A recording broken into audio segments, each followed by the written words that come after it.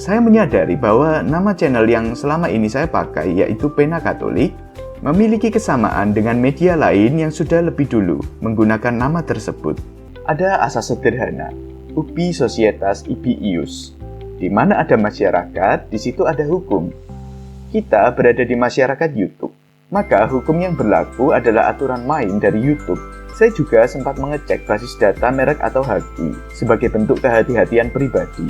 Channel ini tidak menyamar dan tidak pernah mengaku sebagai akun resmi pihak manapun. Identitas visual channel ini berbeda dan original. Dan untuk kontennya, saya berusaha merujuk pada kitab suci, KGK, serta dokumen gereja yang resmi. Bukan setiap orang yang berseru kepadaku, Tuhan, Tuhan, akan masuk ke dalam kerajaan surga, melainkan dia yang melakukan kehendak Bapakku yang di surga. Sebab nanti di pengadilan terakhir, Tuhan tidak akan menguji seberapa banyak buku teologi yang kita baca, atau seberapa banyak hukum gereja yang kita hafal. Tuhan akan bertanya, apakah ilmumu itu membuatmu semakin rendah hati dan mencintai sesamamu?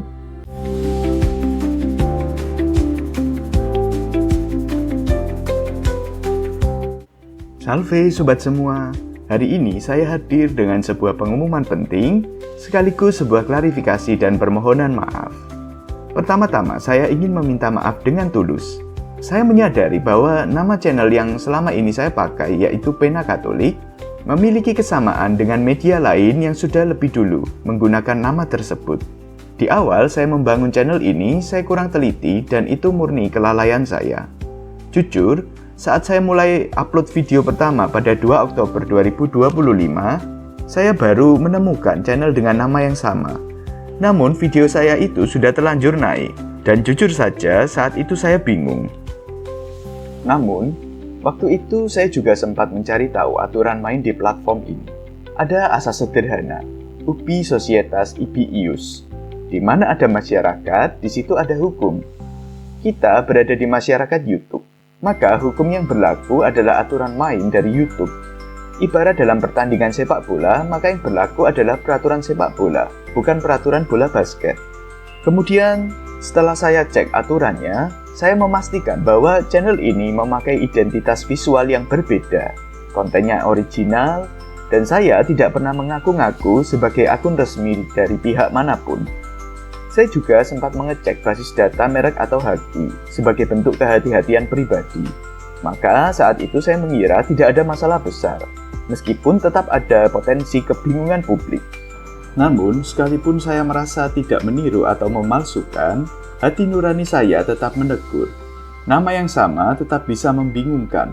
Sehingga pada Desember 2025 yang lalu, saya sempat diskusi dengan seorang imam diosesan di keuskupan saya. Dari obrolan itu, saya makin yakin untuk mengganti nama demi menghindari kebingungan. Hanya saja karena kesibukan dan masih belum mempunyai nama baru, saya belum sempat untuk mengeksekusinya. Sampai akhirnya pada Senin 12 Januari kemarin, saya dikabari oleh seorang teman. Saya melihat ada pemberitahuan bahwa channel ini bukan akun resmi pihak tersebut. Itu benar, dan channel ini memang independen dan tidak berafiliasi dengan pihak manapun. Di internet kadang ada istilah akun palsu atau fake, yang biasanya merujuk pada akun yang menyamar atau mengaku sebagai akun resmi. Channel ini tidak menyamar dan tidak pernah mengaku sebagai akun resmi pihak manapun. Identitas visual channel ini berbeda dan original. Dan untuk kontennya, saya berusaha merujuk pada kitab suci, KGK, serta dokumen gereja yang resmi. Namun, saya tetap mengakui penggunaan nama yang sama di awal bisa membingungkan. Dan karena itu, saya memilih mengganti nama channel ini. Nah, kabar baiknya, nama yang baru sudah saya dapatkan. Mulai hari ini, nama channel ini saya ubah menjadi Pena Formasi Katolik. Kenapa ada tambahan formasi? Nah, izinkan saya menceritakan kepada sobat semua filosofi di baliknya. Sobat, di zaman digital ini, gampang sekali bagi kita untuk menjadi pintar. Kita bisa hafal sejarah gereja, kita bisa debat hukum kanonik, kita bisa tahu segala detail liturgi. Namun, saya sangka yang perlu diperhatikan, tujuan iman bukan hanya menambah pengetahuan saja, melainkan membentuk dan mengubah hati dan pikiran kita. Informasi saja tanpa formasi hati tidak akan cukup untuk membuahkan transformasi diri. Nah, saya kira ini bisa jadi refleksi untuk kita semua, termasuk saya. Saya sendiri takut pengetahuan iman yang saya pelajari malah membuat saya merasa menjadi paling benar karena kesombongan rohani, apalagi sampai merendahkan orang lain. Karena itu, saya butuh formasi hati. Yang saya akui, ini bukanlah hal yang mudah. Saya sendiri selalu diingatkan oleh sabda Tuhan dalam Matius 7 ayat 21. Bukan setiap orang yang berseru kepadaku, Tuhan, Tuhan, akan masuk ke dalam kerajaan surga, melainkan dia yang melakukan kehendak Bapa-Ku yang di surga.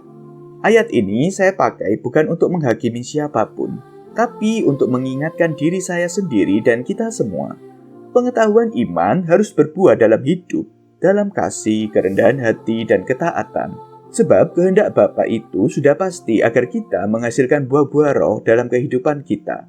Kasih, sukacita, damai sejahtera, kesabaran, kemurahan, kelemah lembutan, kerendahan hati, dan seterusnya. Tapi sebaliknya, formasi tanpa informasi juga berbahaya. Jika kita cuma punya semangat kesalehan, tapi buta akan ajaran gereja yang benar, apa yang mau diformasi? Iman kita bisa jadi dangkal atau malah menyimpang. Kita butuh informasi atau pengetahuan iman yang benar sebagai pondasi.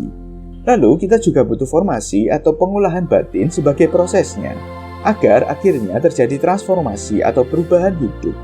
Rumusannya sederhana, informasi plus formasi sama dengan transformasi. Sebab nanti di pengadilan terakhir, Tuhan tidak akan menguji seberapa banyak buku teologi yang kita baca atau seberapa banyak hukum gereja yang kita hafal. Tuhan akan bertanya, apakah ilmumu itu membuatmu semakin rendah hati dan mencintai sesamamu? Maka untuk itulah channel ini saya bangun bukan hanya untuk memberi makanan bagi otak kita atau informasi katekese yang juga bisa dipertanggungjawabkan secara teologis, sehingga saya mengusahakan agar semua konten di channel ini selalu berbasis pada kitab suci, KGK atau Katekismus Gereja Katolik, dan dokumen resmi gereja lainnya. Tapi lebih dari itu, saya juga ingin membagikan makanan hati atau formasi. Itulah sebabnya di channel ini sempat ada renungan harian atau playlist setitik embun. Dan kalau sobat semua memperhatikan, selalu di setiap renungan harian yang pernah ada ajakan untuk refleksi dan ditutup dengan doa. Tujuannya satu, agar kita tidak cuma jadi Katolik yang pintar, tapi jadi Katolik yang berbuah atau bertransformasi, semakin serupa dengan Kristus yang penuh kasih, damai, sukacita, kemurahan, lemah lembut, dan rendah hati. Dan untuk playlist setitik embun ini, saya juga minta maaf karena kesibukan harus terhenti pada 9 Januari 2026. Mungkin nanti ketika saya sudah tak terlalu sibuk, akan saya buat kembali agar tetap ada formasi hati bagi kita semua, termasuk saya yang membuatnya, entah itu dalam bentuk video atau dalam bentuk postingan di komunitas. Terima kasih untuk ribuan sobat yang sudah setia menemani perjalanan ini. Nama boleh berubah, tapi saya usahakan agar api pelayanan ini akan terus menyala. Mari kita mulai babak baru ini dengan hati yang baru.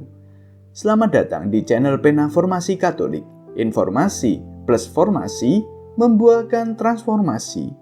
Sobat, saya juga rindu untuk mendengarkan harapan-harapan sobat akan channel Pena Formasi Katolik ini.